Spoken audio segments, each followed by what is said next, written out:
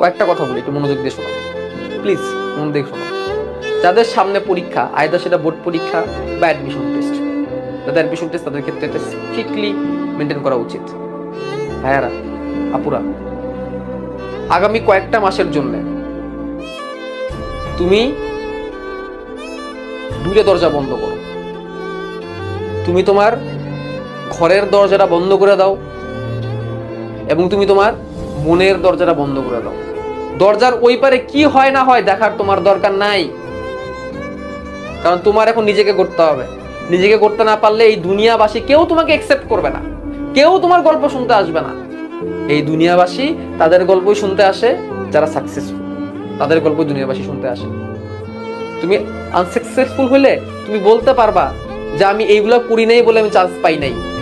তুই এগুলা কর তাহলে চান্স পাবি। ভাই, তোমার এই কথা ওই ছোটরা শুনবে বা দাম দিবে না, কারণ মানুষ সাফল্যের গল্প শুনতে চায়।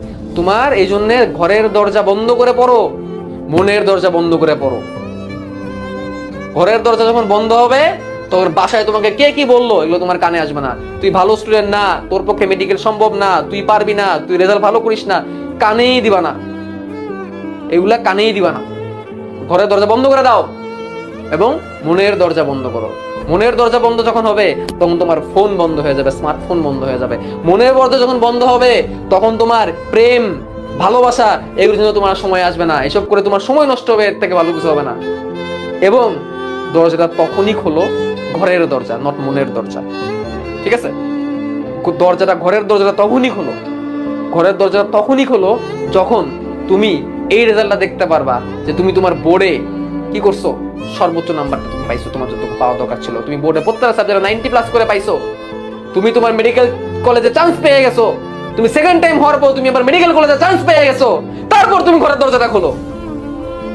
আর তোমার মনের দরজা, হ্যাঁ, তুমি স্মার্টফোন ইউজ করে, এগুলোর ক্ষেত্রে আমার কোনো বাধা নেই।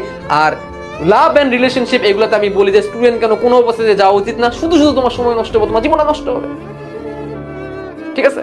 তো তোমার মনের দরজার, ঘরের দরজা, মনের দরজার ক্ষেত্রে আমি বললাম তোমার যে আবেগ অনুভূতিগুলো ছিল, মানে একটু এন্টারটেইনমেন্টের প্রতি, ফোনের প্রতি বা বিভিন্ন জিনিসের প্রতি, সেগুলা, এবং তোমার ঘরের দরজা সেই চান্স পাওয়ার পরে, রেজাল্টটা হওয়ার পরেই তারপর তুমি খোলো। তারপরে দেখবা তোমার সাফল্যের কথা শোনার জন্য কত মানুষ চলে আসছে। কি বুঝতে পারছো? এইটা বুঝেই পড়াশোনা করে যাও এবং রেগুলারলি মেনটেন করো।